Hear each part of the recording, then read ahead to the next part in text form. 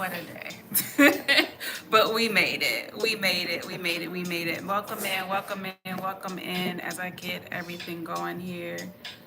Um, it's funny that self-discipline is the topic tonight because Debbie, she tries to be on time, but it don't always work that way. But we're here. We're here. So welcome in, welcome in, welcome in. Y'all will see everything in my self-discipline issues real time. Okay. Um, there we go. I think that's good. Welcome in, welcome in. We are live on both Instagram and YouTube. I hope all is well with you guys today. Hope you had a great weekend. I hope you're gearing up for the holiday weekend if you celebrate or are in the US. Apologize for my tardiness, but we made it, we made it, we made it. Funny topic tonight. Funny topic tonight. And I say funny just because this is my struggle bus too, y'all. Okay, so when I'm talking to y'all about self-discipline, by all means, I'm talking to myself, all right?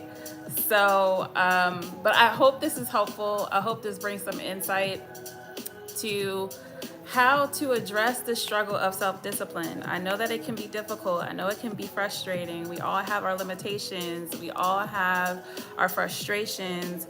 We all have the things that we deal with in life. And sometimes self-discipline can be more difficult in some times of our lives than others. So by all means, I get that. This whole conversation today is going to be dealt with in compassion and love.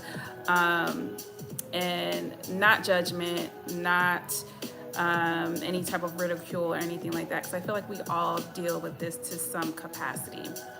So, if this is your first time, my name is Debbie. I'm a certified mindfulness coach. This channel is all things self-care, mindfulness, mental health. We do weekly meditations, but also a weekly live on different mental health topics.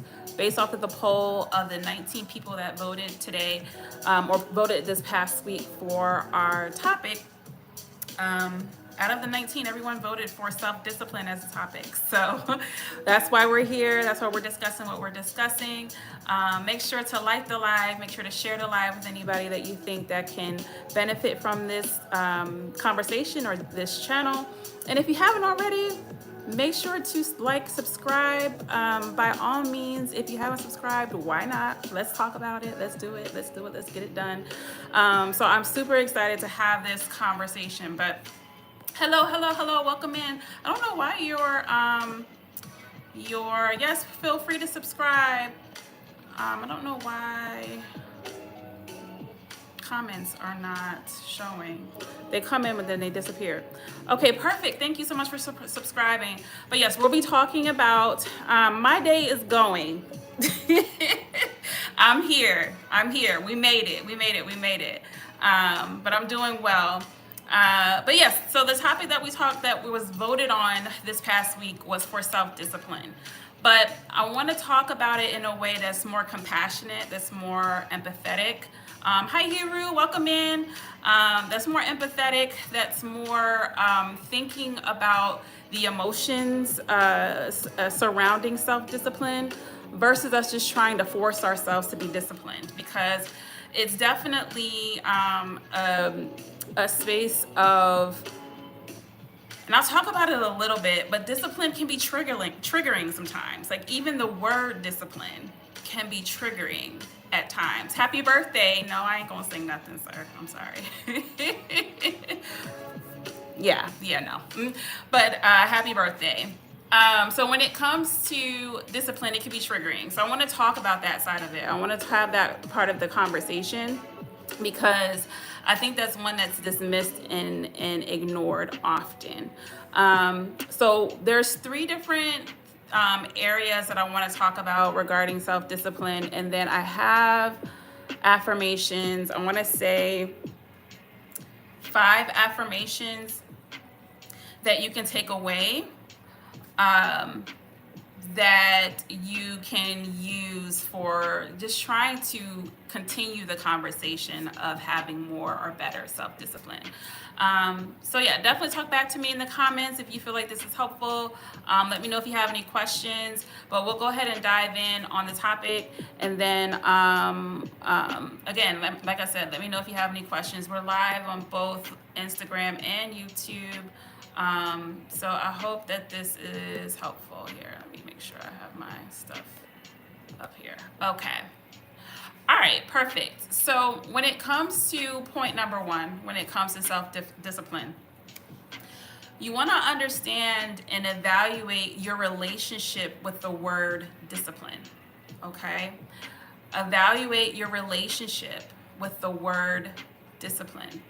Like I was mentioning before, and then just let's be clear, discipline, the word itself can be triggering, okay?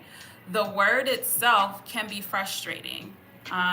The word itself can bring up emotions like shame, like guilt, like anger, like fear, overwhelm, defeat, embarrassment, a negative sense of self-worth. It can bring a lot of these different emotions just with the thought of it.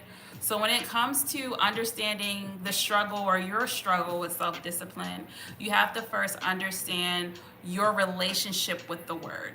How did it come up for you in childhood? Were you a disciplined child? Were you one that were overly disciplined or under-disciplined? Like really thinking about your relationship with the word, especially when it comes throughout your life. Of course, we talk about age, but your childhood and how you see discipline is going to go hand in hand. And you will have, once you have those conversations with yourself and really become honest with yourself, you'll understand that the patterns continue into adulthood. One thing you can think about if you have like, if you're on the spectrum, if you have ADHD, if you have any neurodivergence, if you had a lot of trauma as a child, if you were left alone a lot, if you, there's so many different aspects as far as like when it comes to discipline. So understanding your personal relationship with the word, what triggers you, why does it trigger you, and what emotions come up when you hear the word discipline, okay? And it may not even just be discipline, it may be just self-discipline or however it shows up, or maybe it be certain environments that it's triggering where other environments it's not. But you really want to take the time to understand your relationship with the word. You also want to understand not just triggering emotionally, but physically, how do those emotions show up? When we talk about mindfulness and me being a coach, understanding how things don't just show up in your mind, but how they show up in your body are also just as vital and important, right? When you hear the word discipline, do your shoulders tense up? Do you get knots in your stomach? Does your heart palpitate? Does your breath, get really shallow, or does it get really fast, or is it hard to do you even hold your breath when you hear the word discipline? Like understanding what your body does when thinking about that word can also help you match the emotion, because sometimes we may say, oh, I don't feel nothing, when I hear the word discipline, but then your stomach is in knots, and then you feel all the pressure around your shoulders, and your back hurts, and now all of a sudden you're agitated or frustrated. So thinking about all of those things and evaluating and being honest with yourself with your relationship with the word can help with the other steps. And I don't think this is something that we think about, right? When thinking about different words and how they trigger us and how they impact our mindset and our thought patterns, is not something that we commonly think about. So it's something you have to be intentional about, something that you really have to maybe even force yourself to really even have that thought, something that you want to journal or discuss with a therapist, or really talk through it, because it's crucial and important in understanding why you may be struggling with discipline or self-discipline. So that's point number one. And again, I'm probably going to say this over and over and over again. I struggle with discipline too. So I'm not preaching at y'all by any means. I'm talking to myself, okay? By any means. So don't think that I'm just being judgmental or whatever. Like, I'm talking to myself. I also struggle with self-discipline. So this isn't just for you guys. This is for me too, okay? That was point number one. Evaluate your relationship with the word discipline. Point number two, understand what makes discipline hard for you specifically. We all can confirm that being self-disciplined can be hard at times, right? Depending on it just being the type of life that we live, the traumas that we experienced, whether it be the type of jobs that we may have and things of that matter. And we all are to some level disciplined, right? We all have some things that we do on a consistent basis that helps us to be, the common hardworking people that we are from day to day. So to say I don't have any discipline would be far-fetched, because we all get up, we all go to work, we all get the things done that we got to get done. We all, even if it's as small as we all get up, brush our teeth, wash our face, take a shower, we all have some form of discipline. So understanding why it's so hard for you specifically in certain areas. So you may be very disciplined in your career, but when it comes to your personal life, you kind of lackluster there, right? Or vice versa. You're really disciplined in making sure that you have your regimens, your self-care regimens and all of these things, but when it comes to your career, you're inconsistent, right?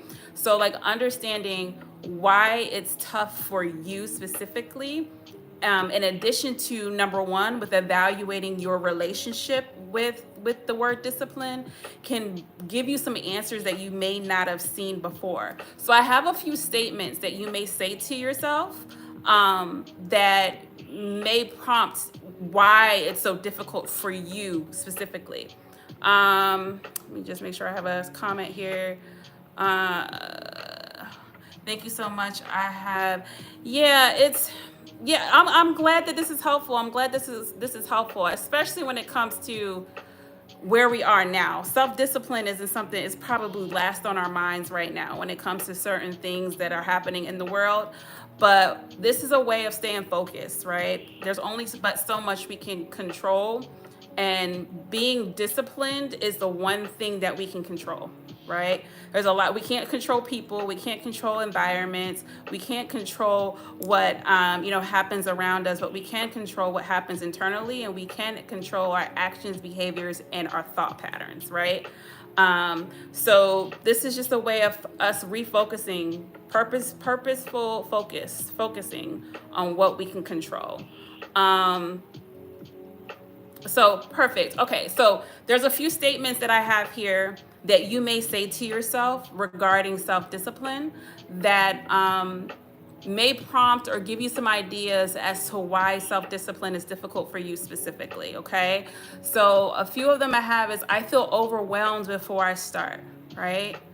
You may not be self-disciplined because you're having a difficult time just even addressing the emotions that you feel in regards to whatever you're trying to accomplish, right? So I feel overwhelmed before I even start. This may have to do with you wanting to go back to school, or this may have to do with a new trade that you're trying to learn, or it could have to do with a specific goal that you're trying to meet that's new for you. That's a space that you've never been in before. And just the thought of you attempting it is overwhelming, right?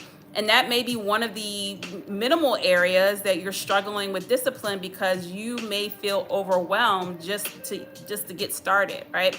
Another statement would be, I never learned how to be consistent. I never learned how to be consistent. Right? This could have been stemming from childhood, where you were never consistent. You would start things and then stop, start and then stop, and then start and then stop, right? And regardless of what project or whatever you decided that you wanted to do, you would do really, really good when you started out, and you would be good for maybe the first couple of months, and then you would start to wean off to the point that you stopped completely, right? And that has been consistent throughout life. Another phrase I have here is, I associate discipline with punishment, right? Discipline and punishment are the same in your brain, right? In your mind. And that may be the same for a lot of people. And because we see as discipline as a no versus it as being something that's beneficial or a yes in a way, we associate discipline with punishment.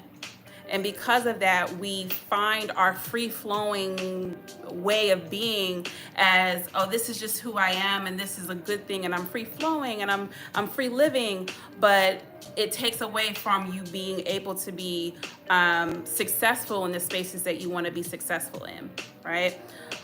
So that's another statement you may make to yourself. Another one is, I don't trust myself. That may be a big one.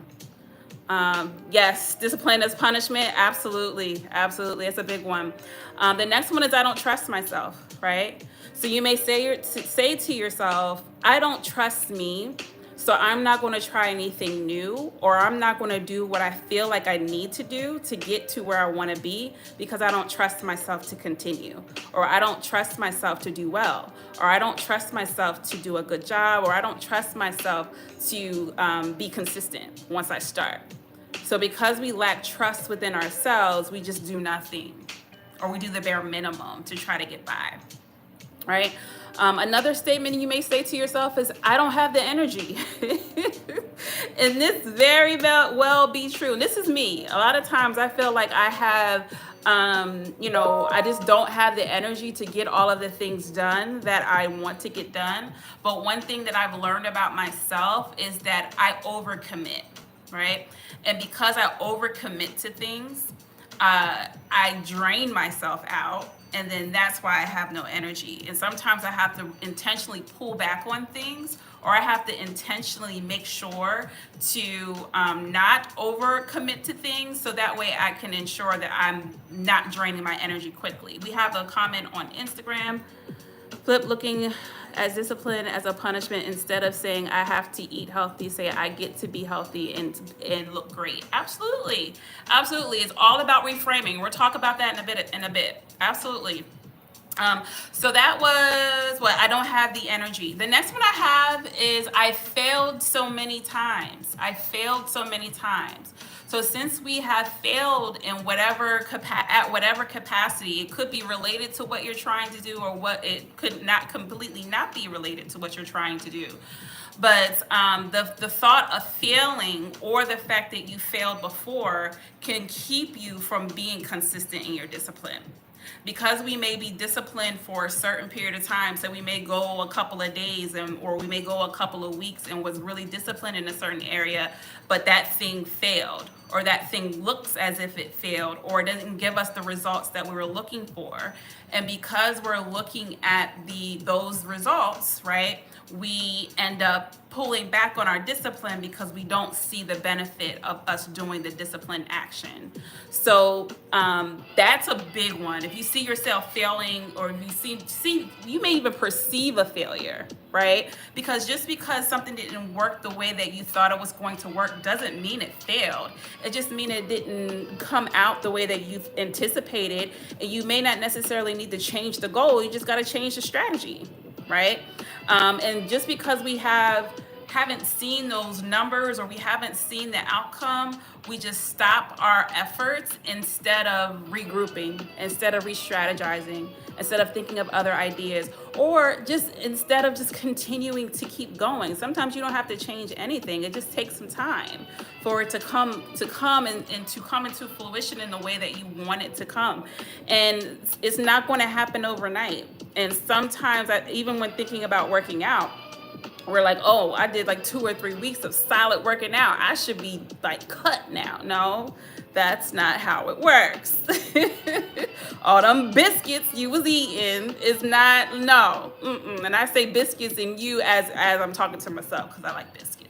But anyway, that may be another phrase that you may say to yourself. The other one I have here is, I have it here. I don't have time and I don't have energy were the big ones. So I don't have time. A lot of times we'll say we don't have time to be as disciplined as we want to be. And fact of the matter is, there may just be some adjustments that we have to make in order to make time. depending on what that goal is that you're trying to accomplish, sometimes we engulf ourselves with busy work. And we feel like just because we're busy, we're productive. And that doesn't mean that we're actually being productive. It just means that we're just busy. Okay? So it may, if you feel like you don't have the time, it may have to be, we may have to reevaluate how we use our time. Is there another way that I can repurpose my time? Like on my breaks, sometimes I'll make sure to like repurpose my time somewhere else on a goal that I'm trying to accomplish. Is it like maybe a headache? Yeah, sometimes it is, but it's a way to repurpose time to make time. You make time for what is important to you.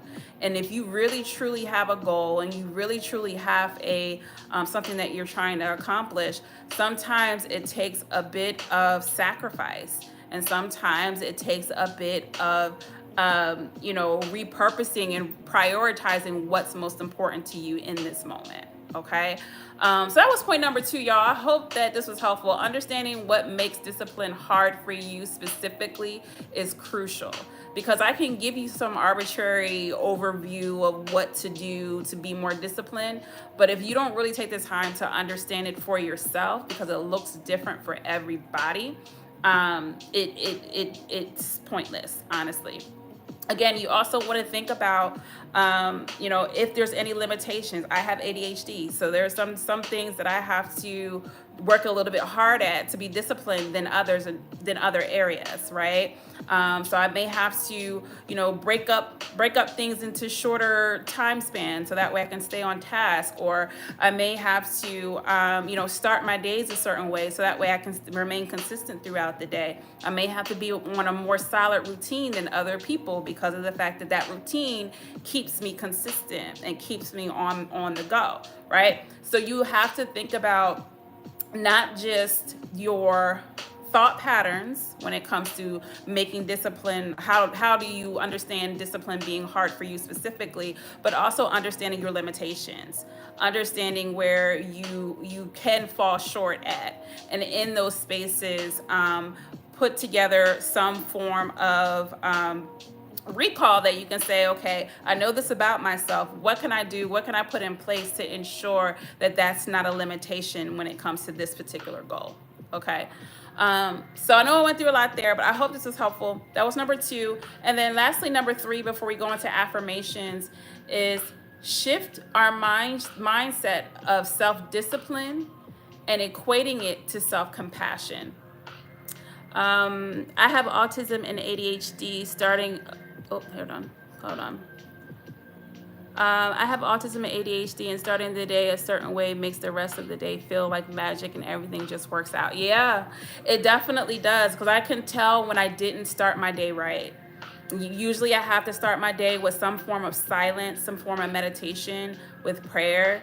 I usually start my day with like inspirational music because that gets me upbeat. I have to, I do lymphatic drainage in the shower just to kind of make sure that I'm like waking up my body and get my blood circulating. I also wake up super early because I always, with ADHD, a lot of times there's a time issue where you have a hard time like understanding, like time gets away from you. As you can see today, y'all, because I started 5 minutes late, but we're not gonna go there. But just thinking, so I actually start a lot earlier than I have to, so that way I don't have to rush to get up. Sometimes with the ADHD brain, it takes you a little bit longer to get up and to get acclimated to the new day. So I always start my day, honestly, 2 hours earlier than I necessarily have to, because of the fact that I don't have to rush when I get up. Me having to rush when I get up is so frustrating for me, to the point where my whole day is messed up after that. So if I can start my day without being in a rush, it makes my day so much better. And another thing I learned about ADHD is that a tired body makes a concentrated mind. So if I have to work out in the morning, I have to do workouts, even if it's not my full workout, even if it's just like 15, 20 minutes on my bike or whatever, or just like a 15-minute walk. Like once my body's a little bit more tired, then I'm able to actually concentrate throughout the workday. So like I have to be very consistent with that in order for me to remain disciplined in the other things that I have going on. Those days that I don't do that, oh yeah, no. Don't expect for me to be productive. So that's what it is. I'm sorry, I went on a tangent, y'all. So number 3, shifting our mindset of self-discipline and equating it to self-compassion. So shifting our mindset, reframing, putting things and bringing things into perspective, and reframe your view about what self-discipline is in your life, right? Self-discipline isn't punishment. I know we talked about that earlier, but shifting our mindset from it being punishment to it being self-care, to it being self-love, to it being self-compassion, right? I have here, what do I have here? Self-discipline is not punishment, but an opportunity to prepare for your future self. Self-discipline isn't a no, but a yes to growth, a yes to healing, and a yes to purpose, okay? So just gaining a better understanding of purpose, goals, what you want your future self to look like and be, and equating your self-discipline to that versus equating it to punishment. Once we're able to shift and reframe our mindset to this self-discipline is here to help me, to preserve me, to prosper me, to grow me, and to heal me. When we're thinking of it in that perspective, rather than, self-discipline is punishment, it's hate, it's judgment, it's frustration. We may equate those words to self-discipline rather than growth, rather than purpose, rather than perseverance, rather than, the purpose-driven life, right? So shifting your mindset of what self-discipline is, even if it's a matter of you writing the word self-discipline in your journal and giving yourself some new words to equate to self-discipline. And even if it's a matter of you writing what the old words were, right? Self-discipline at the top, T-chart, back in school, take it back. Do a T-chart, self-discipline. And on one side, put what you used to believe. And on the other side, put what you're going to believe, what you're shifting your mindset to, what you're reframing to, okay? And getting a word that counteracts, all of what you thought it was.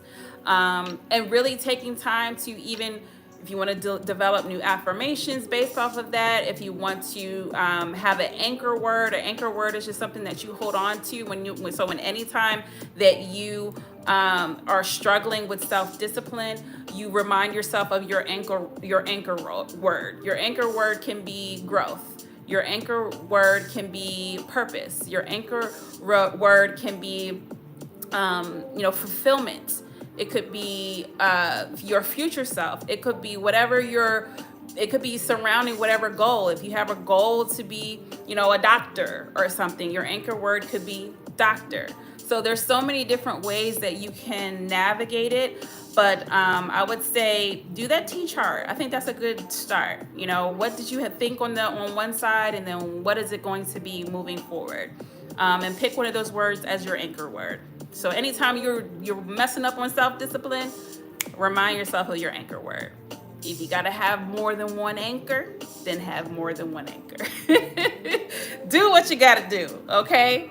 All right, awesome. So I hope this is helpful, y'all. All 3 points were the struggle of self-discipline. Number 1 was to evaluate your relationship with the word discipline, understanding what triggers you when you hear that word.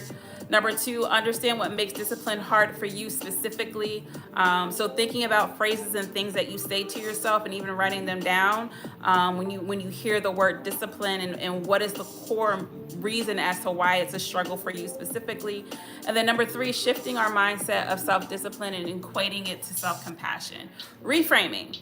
Find new words, a new anchor word, new affirmations that you can use to replace what you used to think about self-discipline. Okay. Awesome. We have how many affirmations here? 1, 2, 3, 4, 5. We have 5 affirmations for tonight. Yeah, we'll do 5. So we have 5 affirmations for self-discipline. The struggle is what I've been calling it. So I hope this was helpful. Use the affirmations however you wish to. So if you want to write them down, please do. I'll give you some time to grab pen and paper.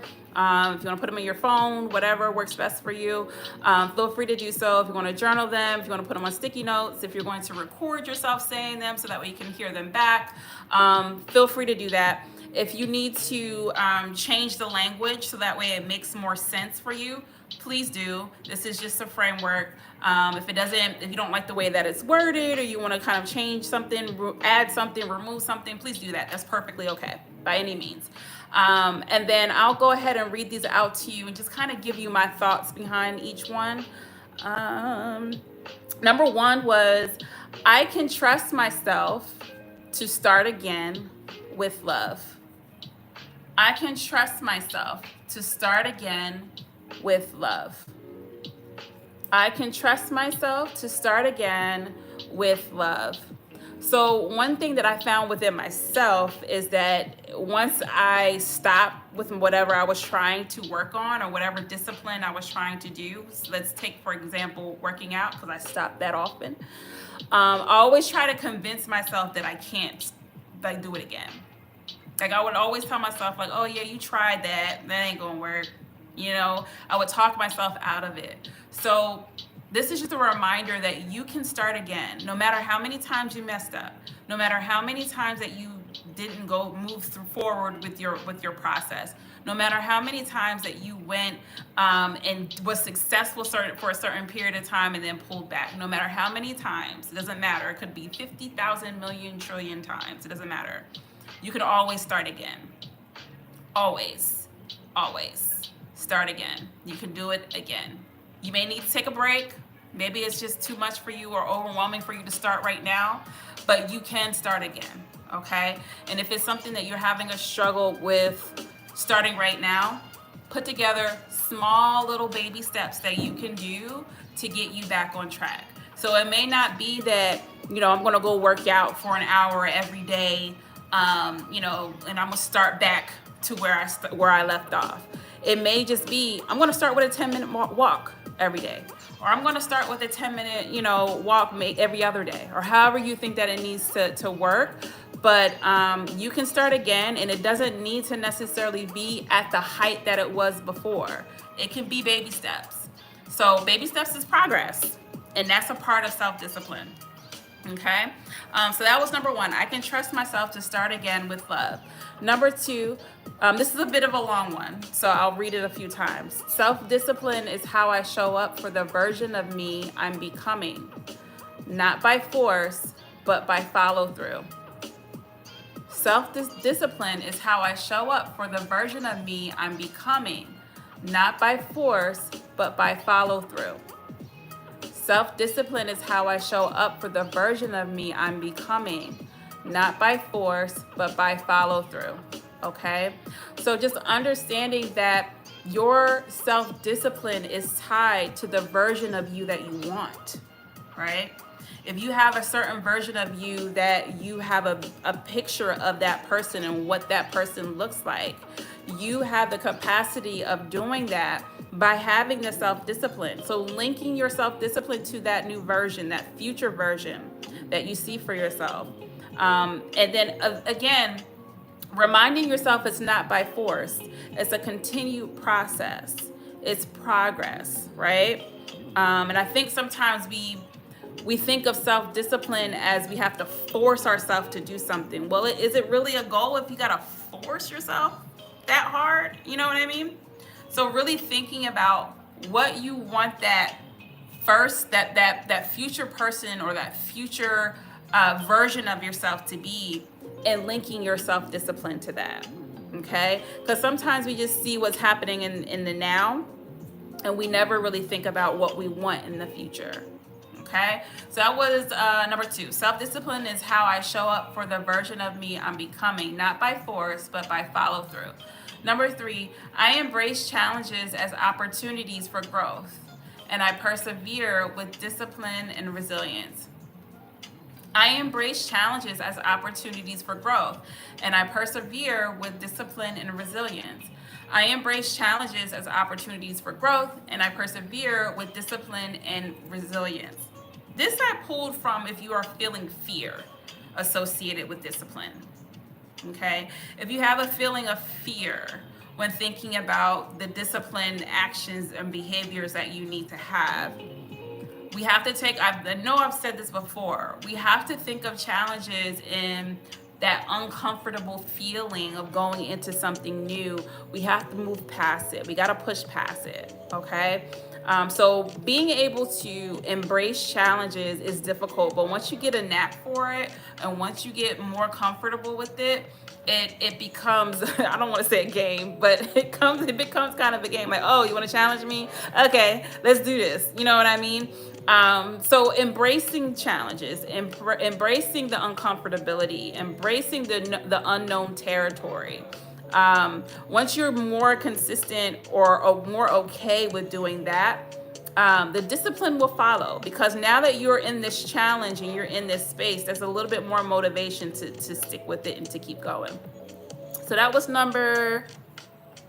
number was that? That was number 3. Yeah, that was number 3. And we have 2 more. Number 4, I prioritize self-discipline and understand I don't have to be perfect to be consistent. I prioritize self-discipline and understand I don't have to be perfect to be consistent.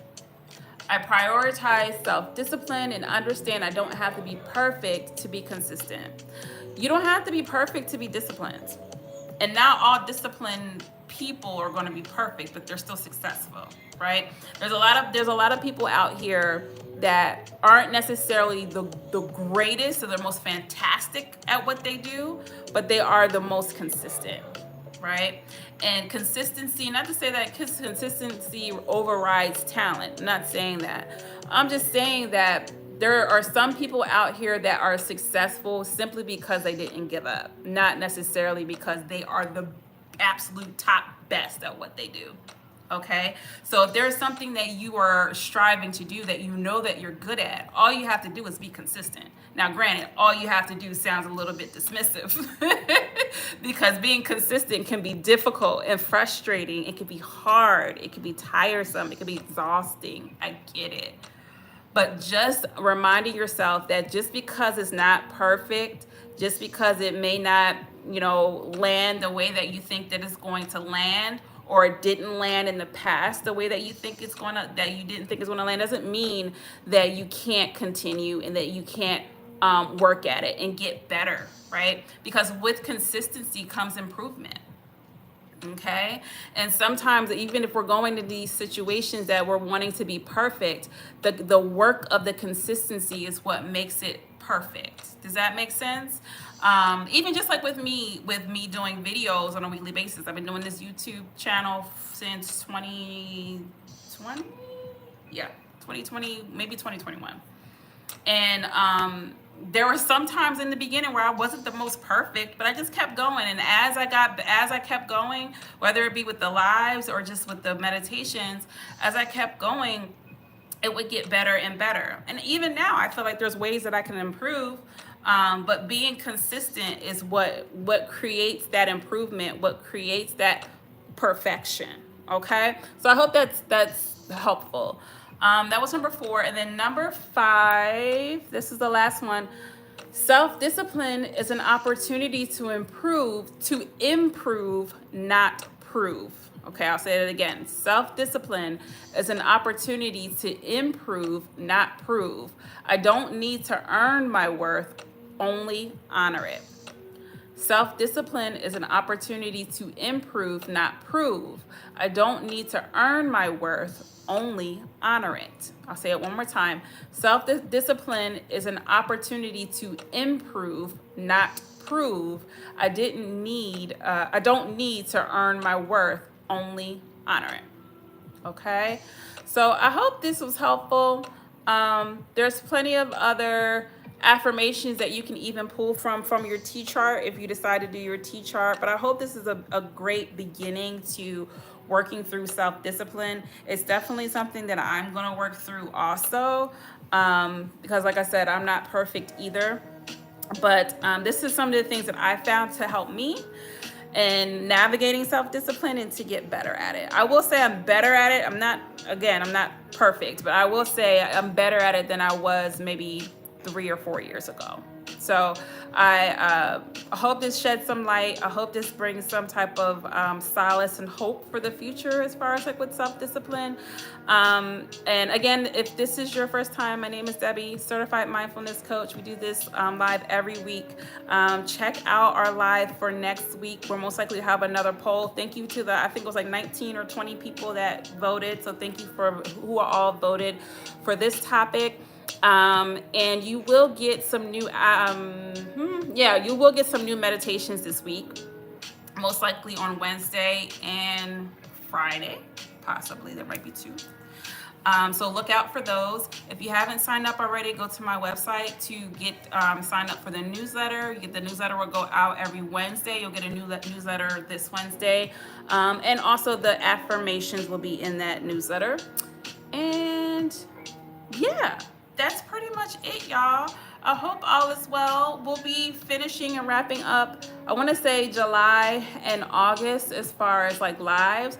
I'm contemplating, I may pause for September because I will be in practicum, y'all. So your girl's a therapist now, okay? So I'll be seeing my first therapy clients in September.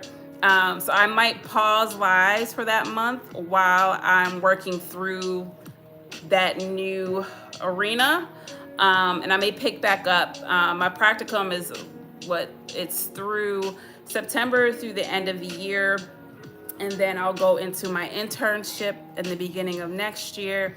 So I'm hoping that at least my first month or two that I can pause, and then we can come back and do our lives thereafter once I'm a little bit more settled with my schedule. But I'll keep you all updated. But we're good for July and August. So I'll see you all soon. Y'all have a blessed night, and I will keep y'all updated throughout the week.